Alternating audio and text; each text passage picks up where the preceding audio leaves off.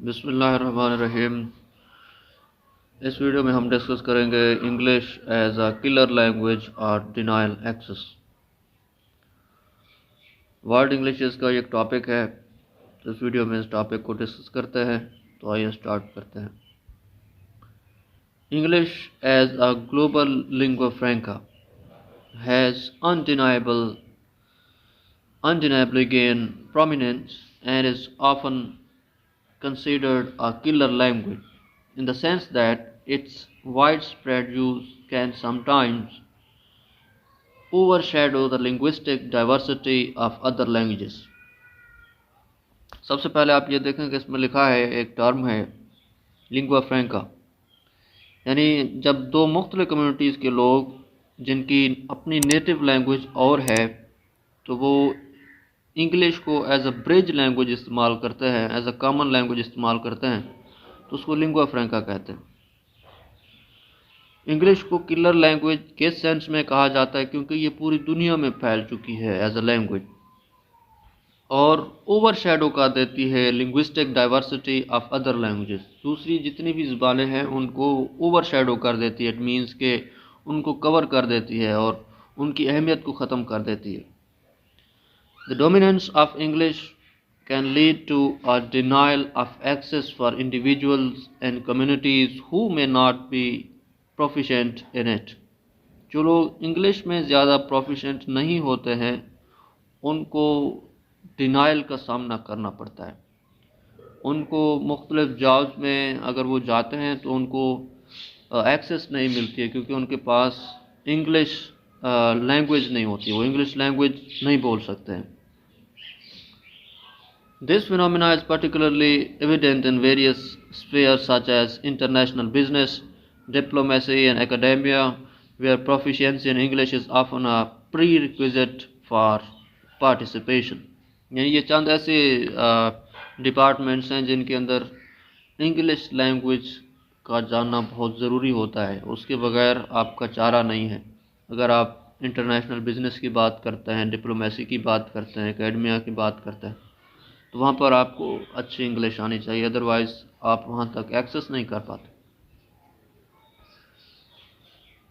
The global prevalence of English can contribute to a form of linguistic imperialism. यानी ये जो English है ये लिंग्विस्टिक की फील्ड में इम्पीरियलिज्म का काम करती है क्योंकि पूरी दुनिया में फैल चुकी है और बाकी लैंग्वेजेस पर ये डोमिनेट करती है।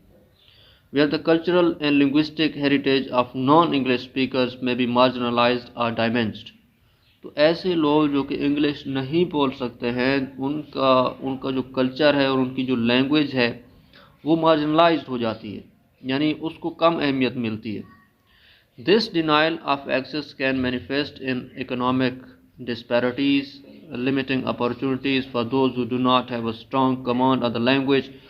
तो इसका रिज़ल्ट फिर क्या निकलता है कि जिनकी इंग्लिश पर कमांड ज़्यादा नहीं होती है तो वो ना ही बिज़नेस में आगे बढ़ पाते हैं क्योंकि उनके पास लैंग्वेज नहीं है बात करने के लिए, नेगोशिएशन के लिए, और ना ही उनको ख़ास किस्म की जॉब्स मिल सकती हैं। Additionally it can perpetuate power imbalances as those who are fluent in English में hold an advantage in accessing information, resources and opportunities on the global stage. Global stage पर अगर हम देखें पूरी दुनिया में ऐसे लोग जिनकी कमांड है इंग्लिश लैंग्वेज पर उनको ज़्यादा मौक़े मिलते हैं, उनको ज़्यादा एक्सेस मिलती है, इंफॉर्मेशन की, रिसोर्सेज की, अपॉर्चुनिटीज़ उनको ज़्यादा मिलती हैं। तो इससे एक इम्बैलेंस क्रिएट होता है कि ऐसे लोग जो कि इंग्लिश नहीं जानते और ऐसे लोग जो इंग्लिश जानते हैं उनके दरमियान तवाज़ुन कायम नहीं रहता है, तो वो ज़्यादा पावरफुल बन जाते हैं ऐसे लोग जो इंग्लिश लैंग्वेज को जानते हैं। However, it is important to note that English's role as dominant language is not inherently negative। यानी अगर ये डोमिनेट करती है इंग्लिश लैंग्वेज तो ये कोई बुरी बात नहीं है। It has facilitated communication and collaboration across borders। तो यानी अगर मुख्तलिफ कंट्रीज़ के बॉर्डर्स की बात की जाए तो उनमें बातचीत को फैसिलिटेट किया है, कम्युनिकेशन को फैसिलिटेट किया है इंग्लिश लैंग्वेज ने।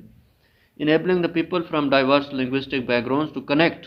यानी ऐसे लोग जिनका बैकग्राउंड मुख्तलिफ है, उनकी जो अपनी लैंग्वेज है वो मुख्तलिफ है, तो ऐसे लोगों को भी कनेक्ट किया है। तो मुख्तलिफ लैंग्वेज के लोग जब आपस में कम्युनिकेट करने की कोशिश करते हैं तो वो इंग्लिश लैंग्वेज का इस्तेमाल करते हैं।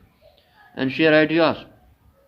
Moreover, efforts to promote multilingualism and preserve linguistic diversity are ongoing। यानी ऐसी एफर्ट्स जारी हैं जिसमें लिंग्विस्टिक डाइवर्सिटी होनी चाहिए, मुख्तलिफ लैंग्वेज होनी चाहिए और हर लैंग्वेज को जो है इम्पोर्टेंस देनी चाहिए, इक्वली इम्पोर्टेंस होनी चाहिए। Recognizing the value of maintaining and celebrating different languages and cultures। In conclusion, यानी अगर हम इस बात को कंक्लूड करें, while English global dominance can lead to a denial of access for some individuals, कुछ इनफरादी लोगों के लिए डिनाइल ऑफ एक्सेस हो सकती है इंग्लिश लैंग्वेज, यानी जो लोग इंग्लिश लैंग्वेज नहीं जानते हैं वो आगे नहीं जा पाते। It is essential to approach this issue with nuance। Efforts to promote linguistic diversity, inclusivity, and language preservation can help mitigate the potential negative impacts of English as a dominant language on a global scale। यानी global scale पूरी दुनिया में English language जो dominate करती है, जो उसके negative पहलू हैं, उनको कम करने की एफर्ट्स की जा रही हैं।